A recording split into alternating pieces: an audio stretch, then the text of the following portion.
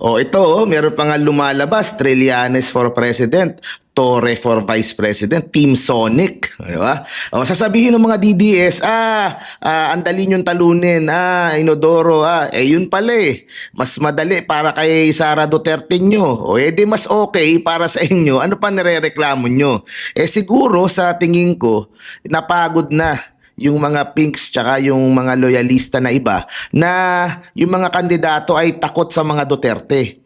Mabuti nang ang isulong na kandidato, at least at this point, ay yung alam mong lalaban at hindi naduduwag sa lakas ng mga Duterte. At yun na nga si Trillanes. So hindi ko alam kung magtutuloy-tuloy ito hanggang filing next year, pero definitely nakaka-energize ng base para sa mga pinks, para sa mga loyalista, yung pag-float ng pangalan ni Sonny Trillanes bilang susunod na presidential candidate.